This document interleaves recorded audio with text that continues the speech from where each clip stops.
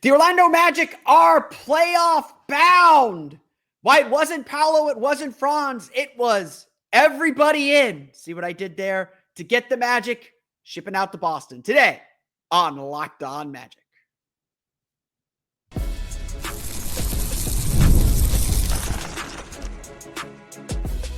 You are Locked On Magic, your daily Orlando Magic podcast, part of the Locked On Podcast Network, your team every day.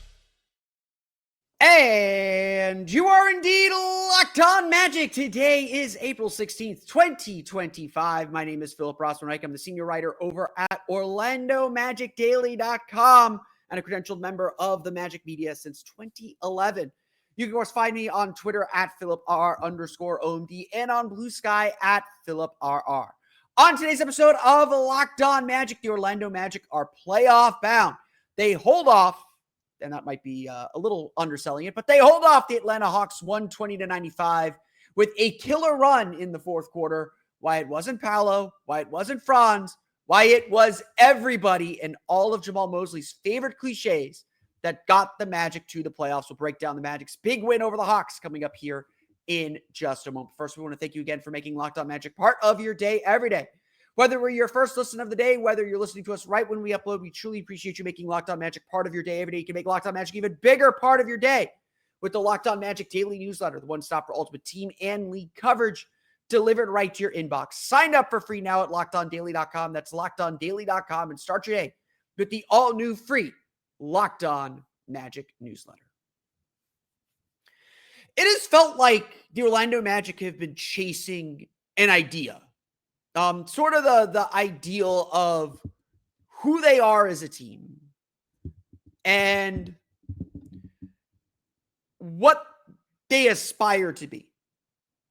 They've been chasing the idea that they can be a home court advantage team. They're trying to claim that, we got our home court advantage by being the 7th seed in the play-in tournament. Whatever. Okay. That's what they had in front of them. That's what they got. They got it. But think back to November and December. Think back to those early days when we weren't sure how this team would react to losing their best player in Paolo Banchero. When we weren't sure really what this team had or how those pieces fit together. Think all the way back. And we believed. Jamahl Mosley told us we're going to play by committee. It's not about one player or two players. It's about understanding everybody can contribute. And as he said after they beat the Boston Celtics, not a small thing, we are enough. Even with the injuries, even with the players the Magic are missing, we are enough. The Magic have enough to compete, have enough to win, have enough to stay in the race. And by God, we believed it. That belief has slowly eroded, of course, over the course of the season. Injuries hit this team hard. Inconsistency hit this team hard. Recovery hit this team hard. And the Magic lost a lot of what we thought made them special, or they weren't able to reach back and grab it. To say the least, if the Magic were going to make the playoffs, if the Magic were going to win this play-in game, it was not going to be so easy. It was not going to be simple. A 22-point lead based off of brilliant passing and playmaking and killer defense, that's what we expect from this team. But we all know that doesn't always last with this group. We're sitting there getting ready for the third quarter saying that lull is coming. That point where the Magic don't score, where they struggle to get traction, where the attention just wavers a little bit. It's coming. And it could be potentially devastating. The Atlanta Hawks, who looked completely outmatched in the first half, cut the deficit down to 3, gave themselves a real chance, had the Magic sweating because they can't score. We know that. And then, boom, it all happens again. a quick shot from Cole Anthony, a putback dunk from Jonathan Isaac, a layup by Franz Wagner, and that 3-point deficit becomes 9, or the 3-point lead becomes 9. A Georges Niang 3 at the end of the third quarter makes a 6-point game, makes everyone feel a little bit nervous, but not the Magic. No, because the Magic have always believed. And now they have confirmation of that belief. And it was belief that didn't come from Paolo Banchero. It didn't come from Franz Wagner. It came from their role players. It came from players that have struggled all year, stepping up to the plate, delivering for this team.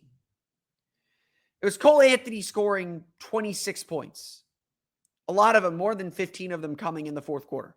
It was Anthony Black scoring 7 of his 16 in the fourth quarter. It was Jonathan Isaac skying for rebounds. It was Wendell Carter grabbing rebounds and blocking shots. It was the intensity of how the team played. And so on a night when Paolo Banchero and Franz Wagner combined to go 10 for 28 and score 30 total points, the Magic win by 25. This is the by committee approach. The ball found the player it needed to give the Magic the win. That's the truth of it. That's what happened. That is what has the Magic now getting ready to head to Boston to play the Boston Celtics. The Orlando Magic have always preached this togetherness. They have always preached that they are at their best when they work together, when they move the ball, when they share the ball, when they communicate, when they talk. They have preached that all season long. It isn't just about the stars, as important as they are and the gravity that they have. We're going to get to them when we go over the box score at the end of the show. It isn't about just that. It is about the trust and belief that everyone has in each other. And honestly, quite frankly, that is the part that has wavered throughout the course of the season. That is the part that hasn't always been perfect, hasn't always been there. That's the part that looks shaky at times. That's the part that felt like it was missing when the team was at its lowest point this season. Whether it's true or not, whether they would even admit it or not, subconsciously it was there. I don't trust you to make a shot. It's been the story all season for this Magic team. But in this critical game, and really for this critical stretch over the last 6 weeks, the Magic have had it. The confidence to be physical on defense. The faith and trust to move the ball to the next shooter, to attack at the right moment. The Magic weren't perfect. They let the Hawks get back in the game. Yes, there were some missed shots. You can live with those. There's a lot of stagnant offense too. There's a lot of standing around. That can't happen for this team. The Magic need to make quicker decisions. And again, that goes back to this issue. But to get there, to get to the postseason, to get where the Magic have always wanted to be, they had to rely on each other. They couldn't lean on their best player. And so they trusted Cole Anthony to get the job done. They trusted that the ball would find the right player. And they trusted in their identity, their defense, to deliver them over the finish line. The Orlando Magic have preached this by committee approach. It's a cliche. It's one of the Jamahl Mosley coachisms, and you just kind of roll your eyes when he says it. But this is what it means. On a night when the Magic were not perfect, a night when the Magic couldn't hit threes, 11 for 39, they doubled down on their identity. When their backs were against the wall in this must-win game to get to the playoffs, the Magic banded together, trusted each other, and got a runaway win. I would say this. The way the Magic played last week, is closer to a 25-point win than the way they played this week. But once the Magic got the ball rolling, once they found that offensive rhythm, once they found the guy that had it going, it was game over. The Hawks couldn't stop them. The Hawks couldn't make the Magic uncomfortable again. And that's how a close game at the end of the third quarter turned into an absolute rout by the end. A night where the Magic could celebrate all that they have accomplished, getting back to the playoffs with all they have faced. Could celebrate with their fans, giving them a true home court advantage. I could celebrate a huge win where they put some demons to rest, perhaps, and showed us how much they have grown. This game was part of a longer redemption tour. This game was part of a strong showing from an unlikely player. How Cole Anthony took doubt and turned it into success. We'll get to that plus more coming up here in just a moment.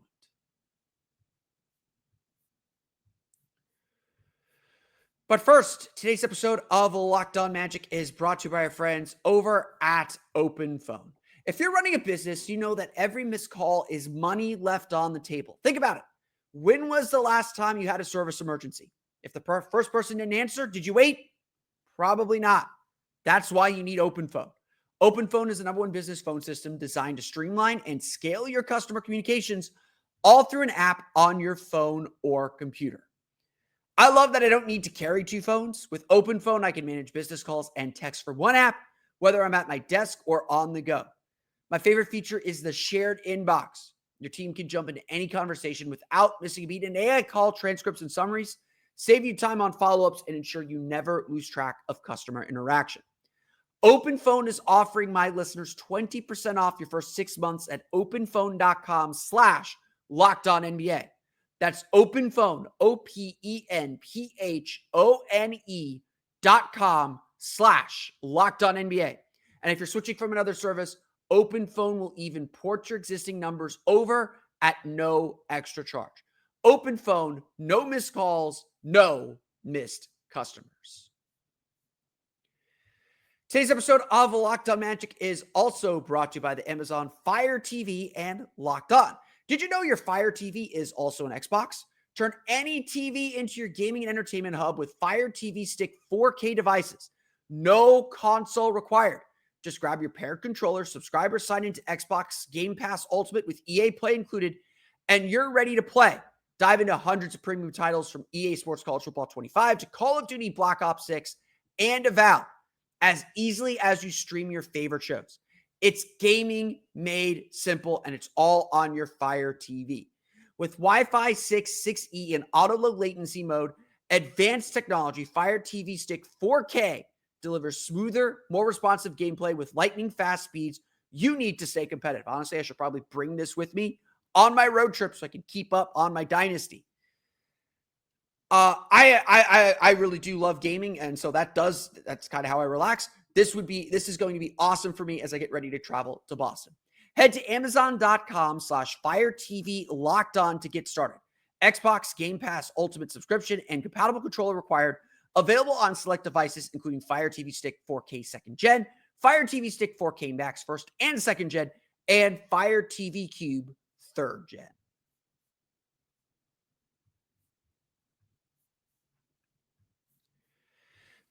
Cole Anthony's always got jokes. He always has jokes. Just a always fun-loving guy, someone who's always about his teammates. Like, there's a reason why Cole Anthony is still on the team. There's a reason why Cole Anthony is still so popular. It's not just he has been with the Magic as long as he has been going with the team from their nadir, from their lowest point to the moment that they're at now. And again, like, nothing made me happier. I know Cole struggled in the playoffs last year. Nothing made me happier than seeing him and seeing Wendell Carter play so well in this game to deliver for their team after where they started with this franchise to where they are now. It's great. It's an amazing thing to see. But let's keep this real. Cole Anthony wasn't sure he was even going to be playing in this game. He joked at the beginning, joked during his press conference after the game that his dad, Greg Anthony, kind of put it in his head that, hey, you may not be in the rotation. That's just kind of how it is, as the Magic maybe begin to shrink their rotation, as they begin to think about what they need. There's always the chance Cole Anthony is the odd man out. The Magic have an Anthony Black. They have a Gary Harris. They have guards, whether you trust them or not. They have guards, and Cole has been inconsistent this season. Cole was the first one to tell us that he agreed completely with Jamahl Mosley's decision to leave him out of the rotation. He did. He agreed completely with that call. He was also the first to tell us he's also always the first to tell us when he plays poorly. But Cole Anthony has had to re-enter the rotation. The Magic need creation. They need guys who want to shoot. And Cole Anthony can sometimes struggle with that. It has not been the cleanest season for Cole Anthony. It has not been the cleanest season for a lot of players on this Magic team. And Cole Anthony is, unfortunately, one of those players who has struggled this year. This season, and it does not include the play-in tournament because the play-in tournament does not have stats that exist, Cole Anthony for the season averaged a career-low 9.4 points per game. Shot 49.4% effective field goal percentage, 35.3% from three, which actually led the team in three-point field goal percentage. He shot only 42.4% from the floor, the worst since his first 2 years in Orlando when he was still a starter, when he was still relied on to be a heavy scorer. Cole has had his moments. Game-winning shot against Brooklyn Nets, 35 points against the Miami Heat in that 25-point comeback. He can still be a spark. And the Magic gave him a big contract betting on him to be that spark and a great locker room presence. But last year, he struggled in the playoffs. No getting around it. In the playoffs last year, he averaged only 5.1 points per game. He played 14.7 minutes per game, shot 15.4% from three. He did have one big play, the put-back dunk in Game 6 that I still think about. But Cole needed redemption. Cole has not had the season he hoped for. This game makes up for a lot of it. Again, 26 points, 10 for 17 shooting, 4 for 9 from three, 2 for 2 from the foul line, 6 assists on top of all that, no turnovers for Cole Anthony. He became a spark plug in a game that was struggling for some offense. When the Magic were struggling the most for some offense, Cole Anthony stepped up, shot it with confidence. When the ball swung to him, he did not hesitate. And he delivered. He was not the only one. Wendell Carter, 8 for 12 shooting, 19 points, 7 rebounds, including 5 offensive rebounds, 2 blocks, both at the rim. A guy who was dealing with, it seemed like a knee issue for most of the game after he bumped knees a few times with guys, gritted his teeth and got through it. We all know Wendell Carter's story. This year, he's really struggled to shoot. His offense has been inconsistent. Defensively, he has been better than I think a lot of people would recognize, but not the same kind of defender that perhaps we would hope for. Since the All-Star break, he has played significantly better on defense, but has continued to struggle on offense. So to get 19 points from him, a huge victory, especially with this presence on the interior. Wendell Carter's versatility will be as important as anything else the Magic have during their playoff series. It's Anthony Black, who's had a bit of an up and down rookie season, where at times he looks like exactly what the Magic hope for and what the Magic need, including with a confident three-point shot. And then other times he looks timid, he looks scared. The Magic continually tell him, we need you to be aggressive.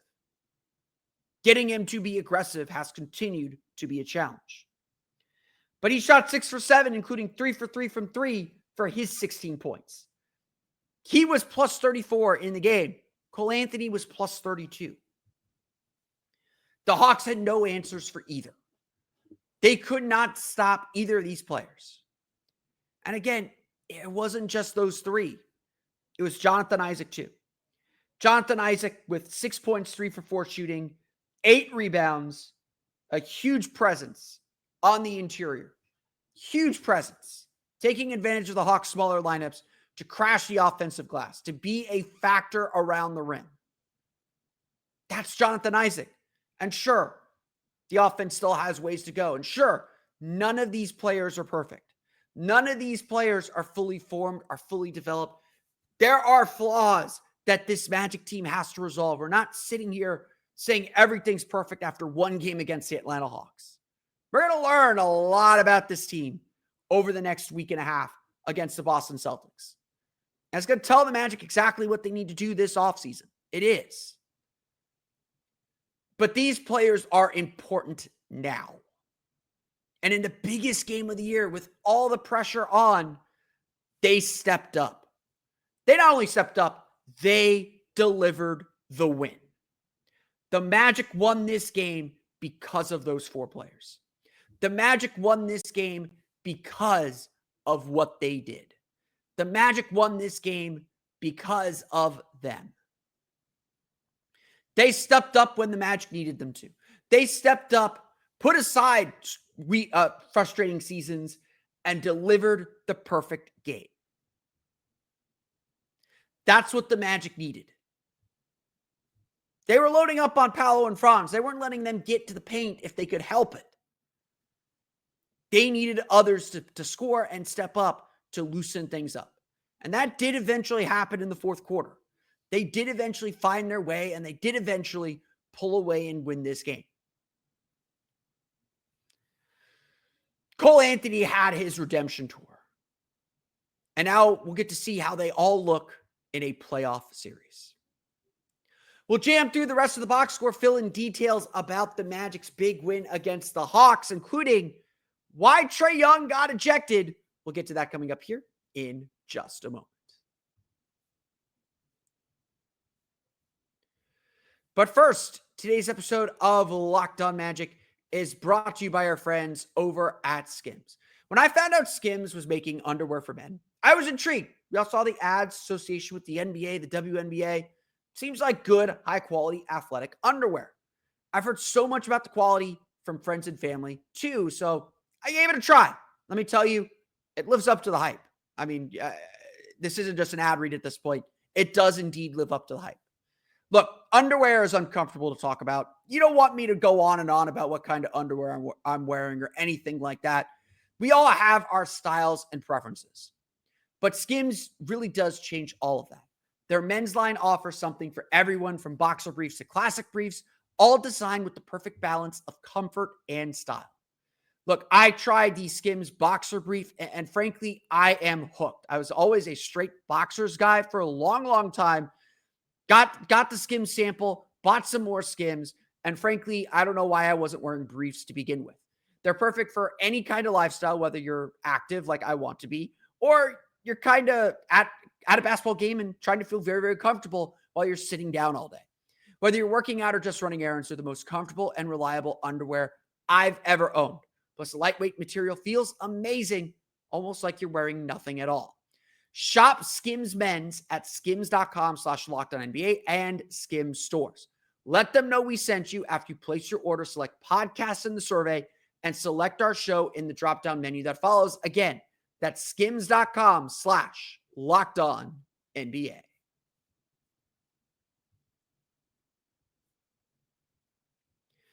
The Orlando Magic defeat the Atlanta Hawks 120-95 to punch their ticket to the NBA playoffs. The Magic will open game one Sunday afternoon at 3:30 against the Boston Celtics. We're going to talk plenty more about that series over the next couple days before we ship out to Boston for game one of that series. We've talked a lot about the key players in this game.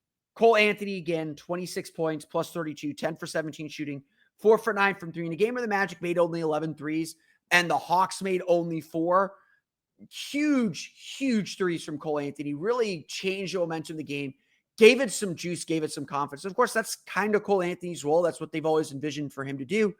The Magic getting the kind of scoring they got from their backcourt is insane. Like Cole Anthony getting that much.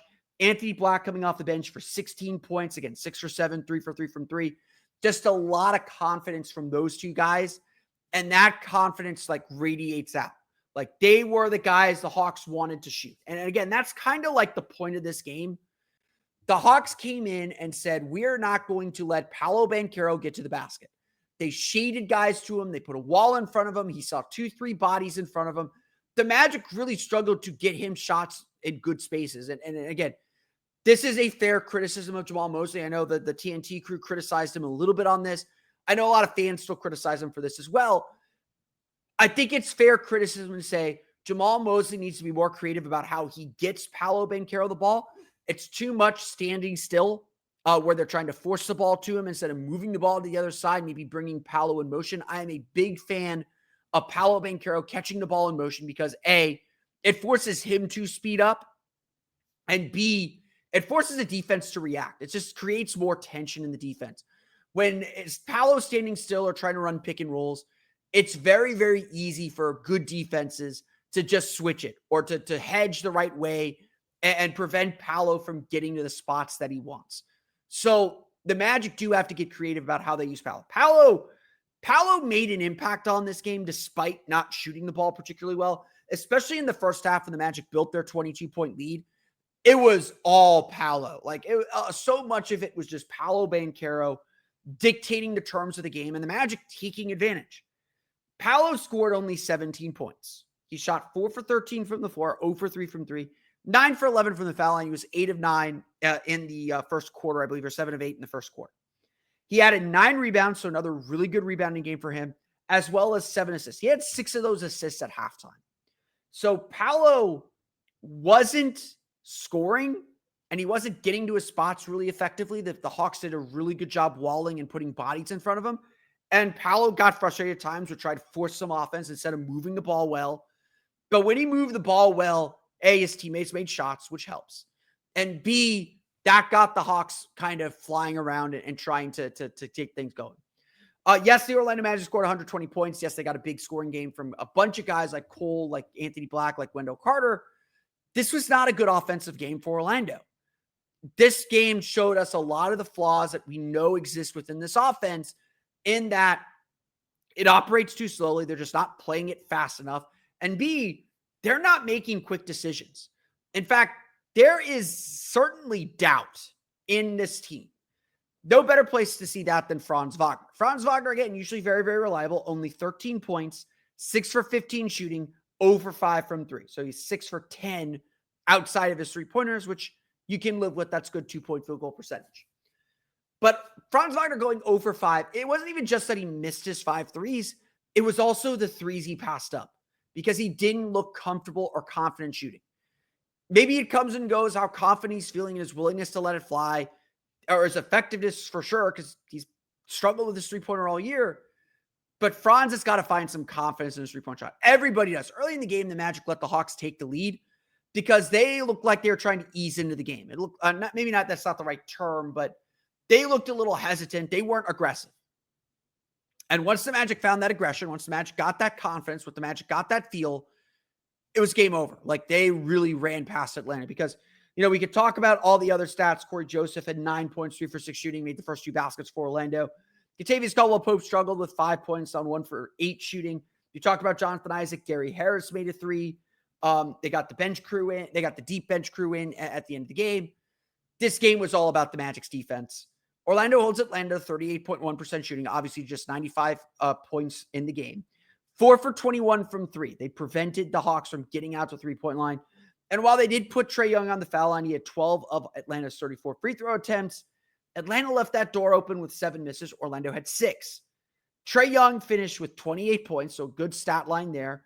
8 for 21 shooting, 1 for 5 from 3, 11 for 12 from the foul line with 6 assists and just 2 of the Hawks' 8 turnovers. I wouldn't say the Magic necessarily did really well on Trae Young. I thought they were in drop coverage too much. They didn't blitz as much as they did last week. They got caught up in screens a little bit. He was able to get downhill to the basket, but Orlando still generally challenged him very, very well, forced him into misses, and really did a great job chasing him off the 3-point line. We're going to be talking a lot about how the Magic chase teams off the 3-point line here over the next few weeks. That's very much going to be a key to the Magic series with the Celtics.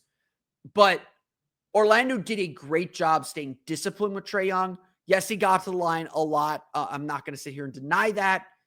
There were stretches where the Magic weren't good at this. But for the most part, Orlando really stymied and bottled up Trae Young.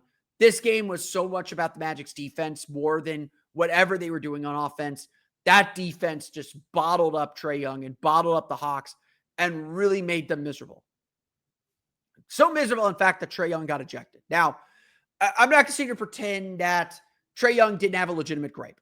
Anthony Black blocked a shot clean off the backboard. Block was clean, and then appeared to bump him into the stanchion afterwards. Trae was not particularly happy about that, argued with the refs about it, picked up a technical, and then essentially just kind of took the ball, rolled it away from the official, and walked off the court. He wanted to get kicked out of the game. The Hawks were already down 21 with about 4.5 minutes to go. He wanted to get kicked out of the game and make a point.